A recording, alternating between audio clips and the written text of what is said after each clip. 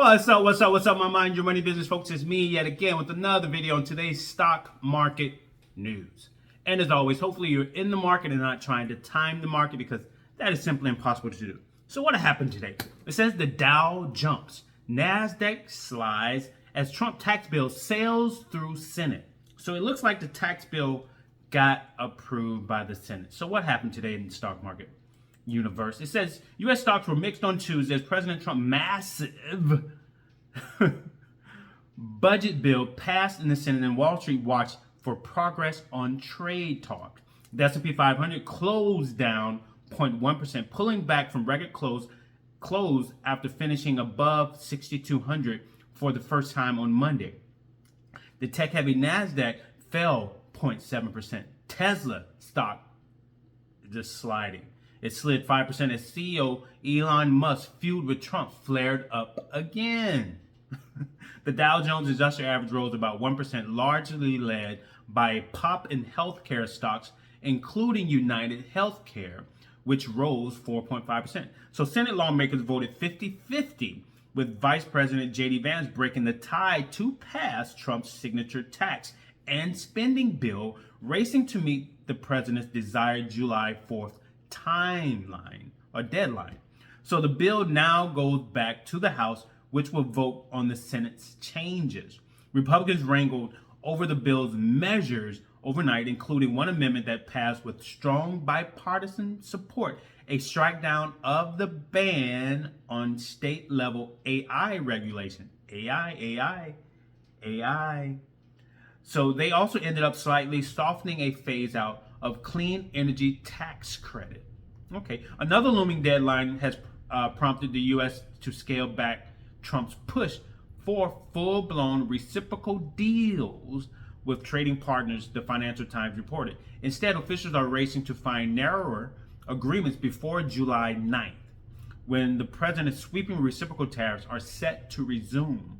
So meanwhile, investors closely watch commentary from the federal chair Jerome Powell and labor market data as debate intensifies over when the Federal Reserve could cut interest rates. So Jerome Powell spoke about the Fed's policy stance at an ECB forum in Portugal. He's in Portugal on Tuesday, fresh from another Trump attack, pushing the Federal Reserve chair to slash interest rates to 1%. A huge 250-point deduction. Powell remarked that tariffs are causing the central bank to take its time before cutting interest rates, but he said the U.S. economy remains healthy overall, so that's a good thing. So fresh data Tuesday showed job openings rose more than expected in May. The hiring and quit rates remain near decade lows, reflecting what economists have described as a labor market stasis. And that's it for today in the stock market. That is it, my people. That is it. So, Tesla lost a big $16.95 today, closing out at $300.71. The feud continues. Microsoft lost $5.36, closing out at $492.05. My S&P 500 ETF SPLG lost 4 cents today, closing out at $72.65. Broadcom lost $10.91, closing out at $264.74. My information technology ETF FTEC lost $1.93 today, closing out at $195.29. Nvidia lost $4.69 today, closing out at $153.30.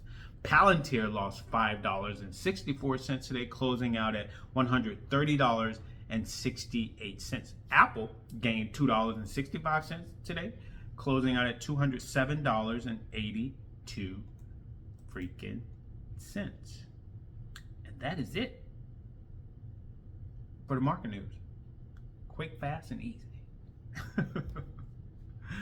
As always, in order to invest not only in yourself, but into your future, your family's family, your kids' families, generational wealth, in order to create it and to invest in anything like the stock market, you need to get out of debt. If you are in any forms of debt, like credit card debt, personal loan debt, car loan debt,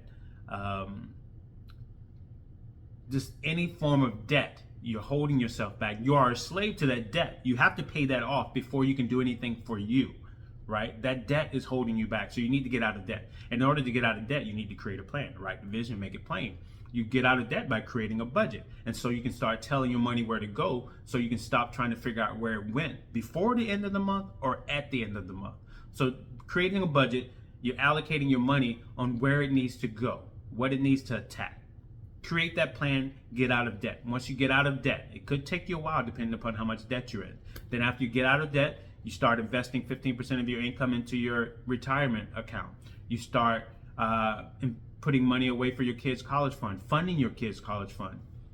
You also create 3 to 6 months of living expenses for emergencies, because we live life and things do happen. So you want to have the cash reserve on the side to take care of those events, right? And then if you do have a mortgage after all of that, or you deciding to get a mortgage, put at least 20% down and finance for 15 years. And if you already have an existing mortgage, now you can take all of that money that you were utilizing to pay off all your debt to start snowballing that into your mortgage. And you can do the same when you create that mortgage, putting 20% down, you're debt free. You can tackle that mortgage, pay it off before 30 years and before that 15 years, right? Hopefully it's 15 years. Then after that, you can do whatever you want to do. You can retire early. You have options. There's nothing like having options to do what you want to do with your time. Time is the most precious commodity, because a lot of us do not have control over our time. We're working for someone else. We owe someone else or something else money, so gain control of your life back. Either way, the choice is yours, so do what you want. Hopefully you're getting out of debt. Disclaimer, I'm not a financial advisor, nor am I pretending to be one. So any and all information on my channel and in my videos are for entertainment purposes only, and it reflects my opinions. So please consult with a financial advisor before you invest any of your hard-earned money, if you're uncomfortable doing it on your own. All right, so you guys take care. Have a blessed day. Peace.